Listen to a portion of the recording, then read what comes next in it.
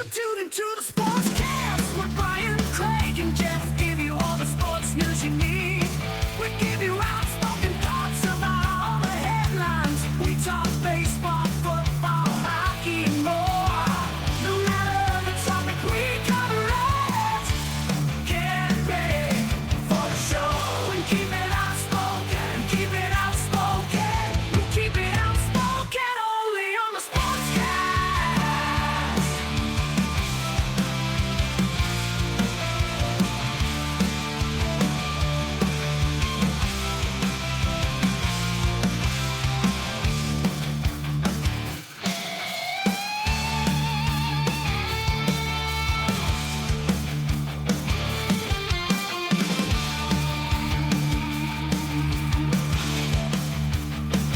Tune into the SportsCast with Brian, Craig, and Jeff. Give you all the sports news you need.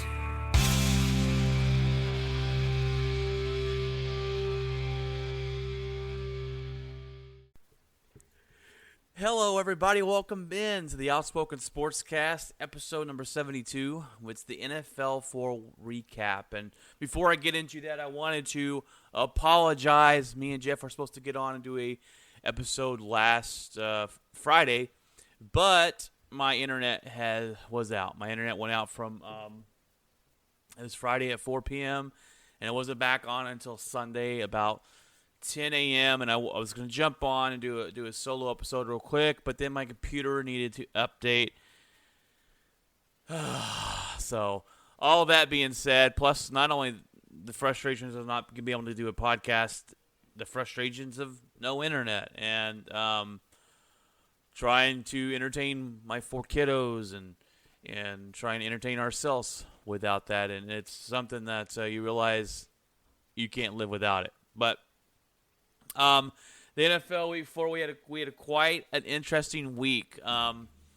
You had what I like to call prove it games, and you had 2 of those this week as 2 teams and what I consider prove it games are 2 teams that, yeah, their record says they're good, but they really haven't played any good teams. They both played good teams this week. We'll find out how they did here in a little bit. We had upsets. We had missed field goals that cost games. We had the return of Tom Brady to New England, and much more this week in the NFL 4 recap. All right, guys, let's start into it now. I was 10-6 in my predictions, so I was 8-8 the first week, 11-5, 11-5, and 10-6. So I've been on quite a bit of a roll the last 3 weeks. And I'll put my predictions out on Thursday before the game starts and give you some of those predictions for Week 5 coming up. But, all right, Week 4, the Thursday night game was the Bengals. The Bengals sneak past the Jaguars 24-21 with a last-second field goal to win the game. And when I was picking in my Survivor League, I was going to pick the Titans. And I was like, oh, the Titans will beat the Jets, easy peasy. And then I saw that their 2 wide receivers were out, Antonio Brown or Julio Jones and A.J. Brown. And I said, well, they should still beat the Jets, but I feel a little iffy about it. So I switched it over to the Bengals game. And my first reaction was choose the Bengals because Lawrence is going to continue to struggle, I thought. But there's also that game that Lawrence is going to win, that Lawrence is going to play well. And he played well in this game, but just didn't do the good enough job to get the job done. The Jags went up 14-0 at halftime. And right before halftime, they failed to score from the 1-yard line. And the Bengals ran with that momentum into the locker room, and they carried over into the second half. And Bengals ended up getting the victory. Now, Trevor Lawrence played better in this game. He threw no interceptions. He didn't have a touchdown pass. He played better. We're seeing him settle down a little bit and progress here. So that's what you want to see from your quarterback. They don't pick up the victory, but Trevor Lawrence played better. So that is a little bit better for the Jacksonville Jaguars and not their coach, Urban Meyer, who owes the team a big apology. But the Jets, we just talked about the Jets and Tennessee Titans. The Jets fly high and stun the Titans 27-24 in overtime. Like I said, Titans were missing both Julio and Brown. Henry rushed for 157 yards, And Zach Wilson also played better. He had some big time throws, some big boy throws when he had to get the job done. Tannehill looked bad in this game, taking sacks left and right. The Jets were able to get to him and pressure him. And without those two wide receivers and just a running game, Tannehill couldn't get the job done. I'm not a big believer in Tannehill. I'm not a big believer in him. I think Derrick Henry helps him out a lot. I think the rushing attack helps them open up the lanes for him to throw. And without some decent wide receivers, Tannehill looked bad this game. So Titans fall, surprisingly, 27-24 as New York gets their first win of the season. The Chiefs dominate the Eagles 42-30. Patrick Mahomes had 5 touchdowns. Hill had a humongous game in this one. He had 11 catches for 186 and 3 touchdowns. Now, I don't know about you. I'm surprised that the Eagles put up 30 points, though. Should the Chiefs' defense be worried to give up 30 points to the Eagles, or am I totally discounting the Eagles' offense? Now, it was in Philadelphia, and Hurts is playing okay at this point, but am I totally way off on the Eagles' offense? Can they put up points? Because from what I've seen them play with the 49ers and what I've seen them play against the Cowboys, they really couldn't do much. So, and if anything's a weakness on this Chiefs team, it's been this defense. So, something to look forward to going in, continue going in this season. The Chiefs are still last place in their division right now, but I think by the end they'll be close to the top. If not, they should win the division. But some other teams have really stepped up in that division this season. But this was the next game here was a prove-it game, and it was the Carolina Panthers versus the Dallas Cowboys, and Dallas dominates. They win 36-28. This first half of this game was close, back and forth. Both teams playing great. The first half made me go, okay, this is a game that's going to come down to the wire. And Carolina was leading at half, 14-13. The defense was playing well. Both defenses were playing spectacularly well, hitting guys hard and playing tough. The second half, defense pressured Darnold and getting 2 interceptions. They scored 20 points in the third quarter, the Dallas Cowboys did, and got the victory. Now, a couple of things I took away from this game. Zeke looked really good. He had 143 yards rushing and one touchdown. He looked really good in this game. If you will go watch him play, he made some spectacular moves. He looked explosive again. So the Dallas Cowboys seem to have Zeke back. Now, they have Tony Pollard as well, who has a burst of speed, and they can use him as well. And Kellen Moore needs to get a pat on the back. He is doing fantastic with this offense, and I like what they're doing there. Dak only had 188 yards, but he had 4 touchdowns overall. And they look good. The Dallas Cowboys look good as they beat the Panthers. And the Panthers, I wouldn't say they're a fluke. Darnold looked good the first half. If they can protect him a little bit better, they're missing Christian McCaffrey. They're missing 2 of their best cornerbacks. So they were missing some key spots. And look, Dallas was too. I'm not taking anything away from Dallas. Dallas is missing some key players as well and was able to dominate the way they did. I think Carolina could be a tough team. I'm not going to write them off yet because they didn't prove it in this game. But Dallas looked really good. The Saints, bipolar self comes out as they lose to the Giants 27-21. And Daniel Jones throws for 400 yards. And when Daniel Jones throws for 400 yards on your defense, there's something wrong there. The Saints' defense is what's going to have to win them games, point blank and period. They're not going to have a reliable quarterback in Jameis Winston. He's not consistent enough to show you what he's going to do each week. So this defense is going to have to step up. And they're usually pretty good, but they didn't play very good this week. If Daniel Jones is throwing for 400 yards, they only gave it 27 points. It's not a lot. It's not a little bit. It's right there in between. They only scored 21, so The Saints don't look too good without Drew Brees. I don't know. Are they going to continue to stick with Jameis Winston? We'll see how long he lasts there, and maybe McVay, not McVay, but what's his name? I can't think of the Saints coach's name. But maybe he changes over to Taysom Hill to see what they can do there. I don't trust Taysom Hill though, throwing the ball consistently all 4 quarters of the football game. The Browns find a way to get a win against the Vikings, 14-7. It's an ugly game that someone had to win, and Baker Mayfield looked bad in this game, and he came out and said it. He looked bad, and that a win's a win, no matter how ugly it is, and that's true. This is one I think both teams got to wash off and move on to the next game. But my bigger question mark is the Vikings only scoring 7 points at home. They have the offensive manpower to score a lot of points. They have 2 great wide receivers. They have a great running back in Cook, and Cousins is a above average quarterback. I think something's going on with this team. This is a team that's always disappointed, and with the talent that they have, they've disappointed year after year.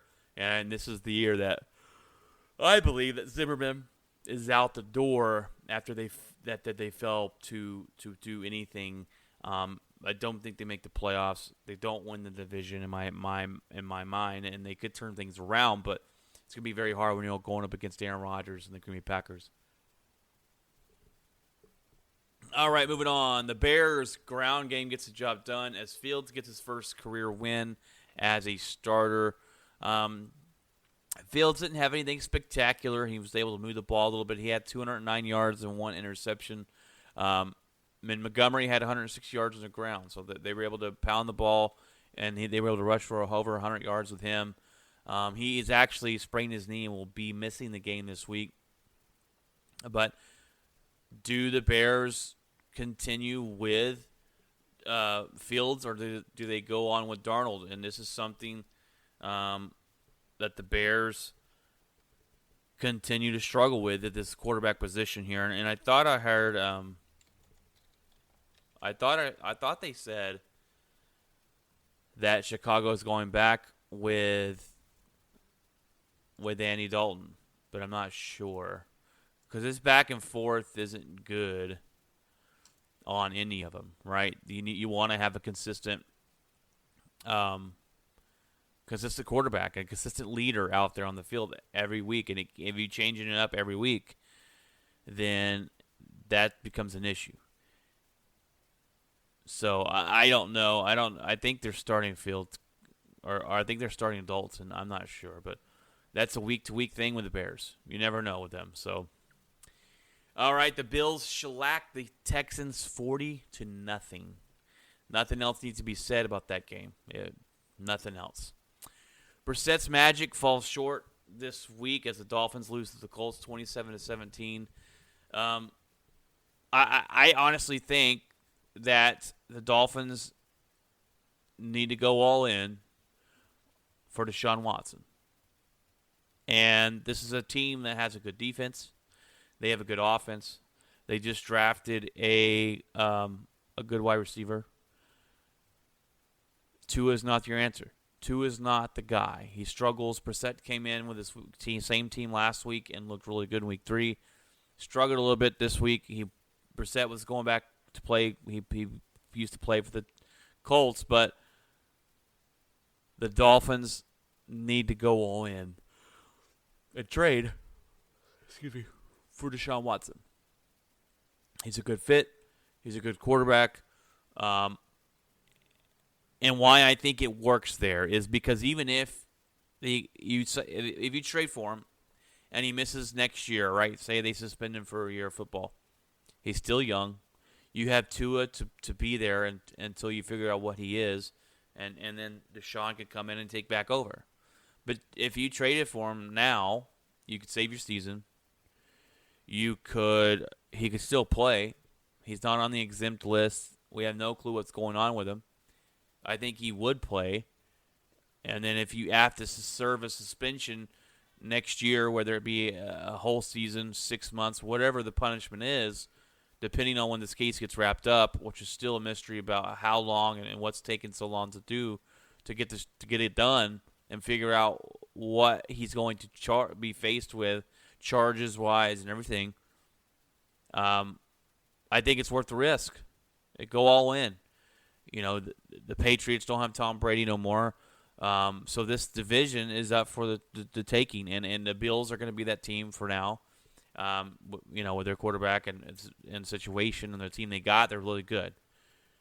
But I think the Dolphins need to go all in, and I think he should be and will be a Dolphin next year. All right, the football team gets the job done against the bad Falcons team, 34-30. The football team was able to claw the way back in and fight back in. My only takeaway is this: I'm just disappointed in Washington's defense this year.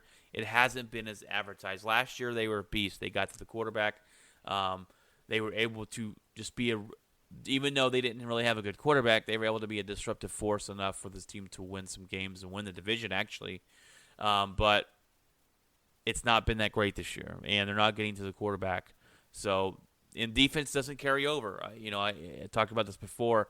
It doesn't really carry over year to year. It changes up a little bit, and you see that with the Rams defense this year, and you see that with other defenses going on. And the Panthers defense wasn't number one last year, and has been number one this year so far. So, a little disappointed there in Washington, but Wilson does enough to get the job done in San Francisco, 28-21. Jimmy G does what he does. He always gets hurt. Lance comes in.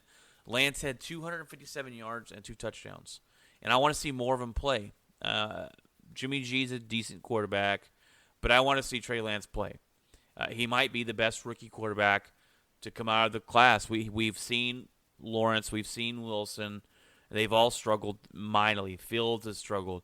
Trey Lance is the one we haven't seen come out here and throw the ball consistently, not just use his legs. He can do both.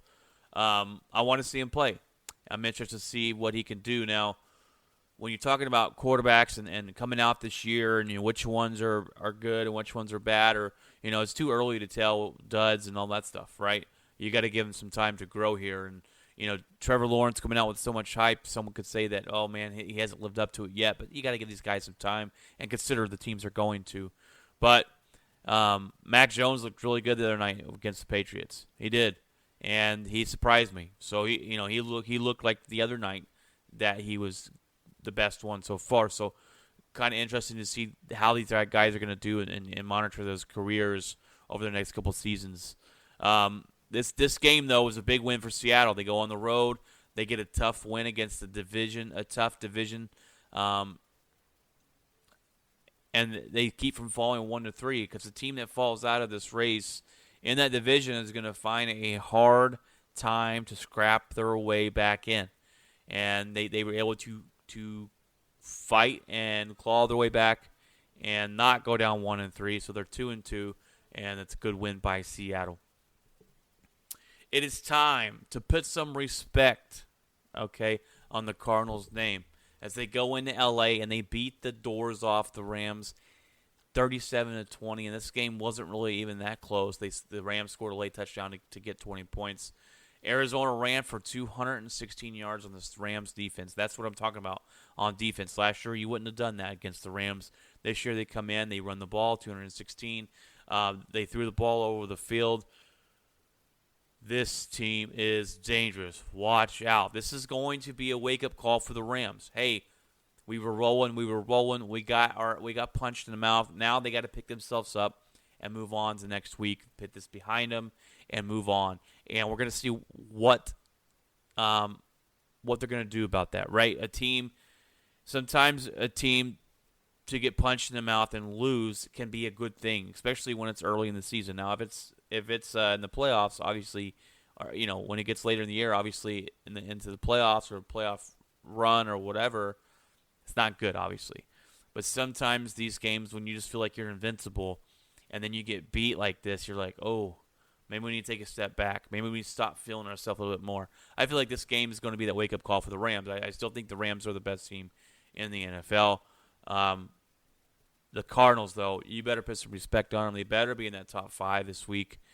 And we are going to do power rankings this week on our episode 73 with my co-host Jeff. So look forward to that and see where we go with what teams make the top 5. But the Cardinals just look good. They just look good offensively, defensively. They're a fun team to watch. And they remain the only 4-0 team in the NFL. Packers and Steelers. Packers get the job done, 27-17. The Steelers' offense, man, is lethargic. It's boring to watch. Big Ben overthrowing wide receivers. If he hits 2 wide receivers in this game, they're probably scoring touchdowns. This game's a lot closer than it looks, and they might have won the game. You never know. Rodgers looked good, but they suffer key injuries again. Preston Smith was hurt. J.L. Alexander is going to miss some time with a shoulder injury. They're getting multiple looks at it. He can play with a brace, but do they want to risk him playing with a brace and risk him getting hurt? The main thing for the Packers is right now is to do the right situation for J.R. Alexander. This guy's one of the best, if not the best, cornerback in the league. Okay, he's top 3. He is your future star. He's a star player. You got to pay him. You have to keep him healthy. You got to make the right decision here. I'm fine if you got to set him out for 6 or 7 weeks. I'm fine with that. I think we can survive those weeks without him. We're already missing our best pass rusher, Zadarius Smith, and he might not ever play football for the Packers ever again because of contract issues. And the Green Bay Packers next season are going into cap hell, and there's no ifs, ands, or buts about it. And now it depends on if Rodgers is on the roster or not. If he's off, that'll clear up a lot of cap space. But we'll see. So we're already missing some key injuries. It's not good for our suspect defense, but they get the job done. I expected us to beat the Steelers. Big Ben can't do it anymore, and he's hurting his team playing the way he's playing right now, and he should have retired last year. This next game here was also a prove-it game for the Denver Broncos. Denver, I haven't trusted you all year. Your defense is fantastic. Your quarterback has been playing fantastic. I'm not a big believer in Teddy Bridgewater. I'm not a big believer in this offense. Broncos allowed Jackson to throw for 316 yards as he threw all over him. Baltimore beats Denver 23-7 in Denver. They were only able to score 7 points. Now, Teddy Bridgewater did leave with concussion. He took a pretty big hit, and Drew Lock had to come in. This was a perfect game, like I said, for Denver, and they didn't show up. So I'm a little disappointed. I'm sure Jeff will have to come on and defend them coming up on this next week's episode. But that was a prove-it game for me. Carolina's was a prove-it game for me, and neither one of them showed up. So I feel better about Carolina, honestly, than Denver. And I'm going to say that because they have a better quarterback, in my opinion. And Sam Darnold looked like the other day, the first half especially, that this guy can get the job done. He had 2 rushing touchdowns, and he looked good. They got to fix that offensive line there in Carolina, though. But yeah, Broncos didn't show up. They get beat. They get smacked in the mouth 23-7. Let's see how they react to that next week. The next game is the big game everyone was talking about all week, was Tom Brady going back home to face Bill Belichick. And in my honest opinion, Bill wins the battle against Brady, but the Bucs get the last laugh as they win 19-17. And the reason I say Bill won against Brady is Brady didn't play good. He got outplayed by the rookie Mac Jones, and Mac Jones up to this point didn't look super fantastic. Jones had 275 yards, 2 touchdowns. Brady didn't throw any touchdowns. He didn't throw for over 275 yards. Patriots would have won if they hit a 56-yard field goal at the end, but the kicker missed it, and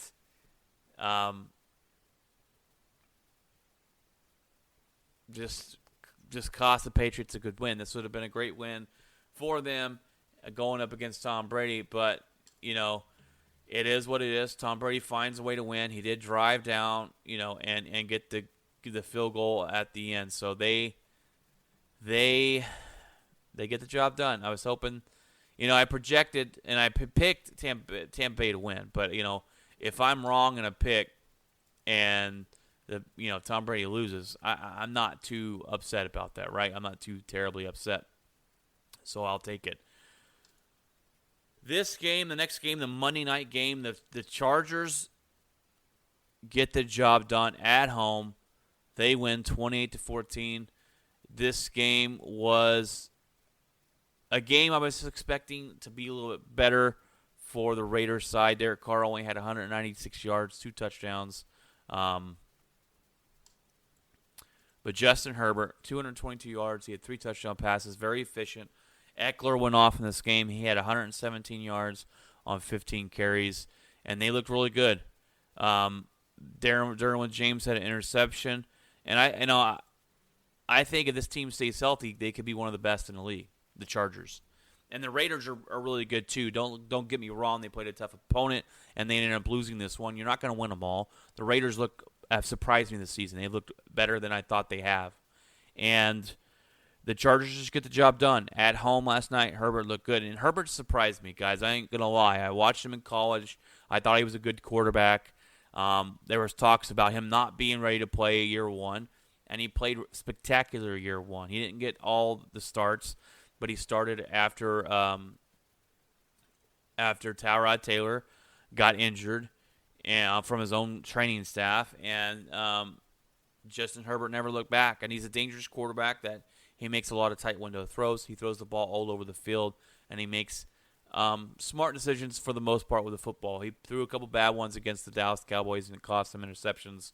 But for the most part, he throws the ball. He throws it, and slings it. He's not afraid, and that's what I really like about him.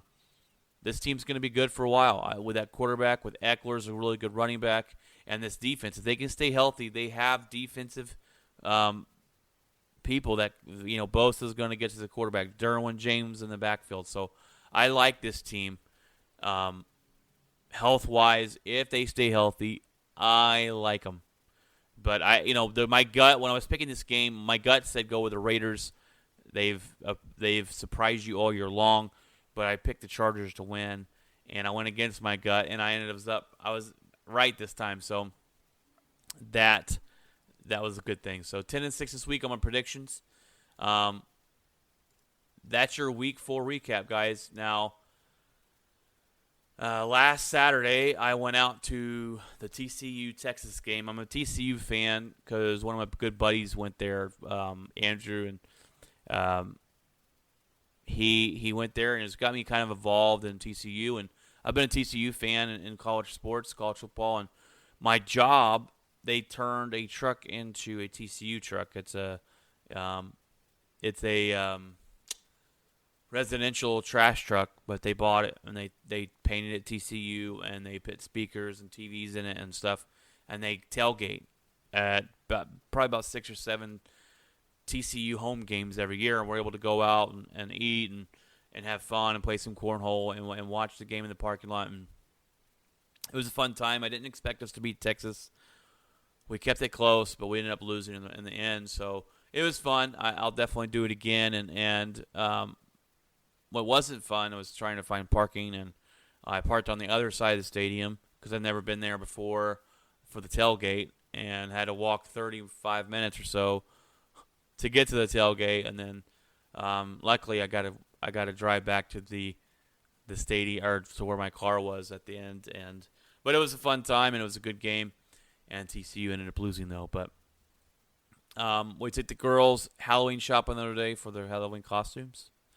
And that's kind of what's been going on in my week. Work's been hectic lately, but other than that, that's your Week 4 recap. We will do an episode this week on Friday and put that out for you guys. We trying to pull out more content. I need to get on TikTok more. You'll hear my predictions for the week coming up, NFL week coming up. I usually put those out on Thursday on TikTok and give you my predictions there, and I'll send it around to Facebook as well.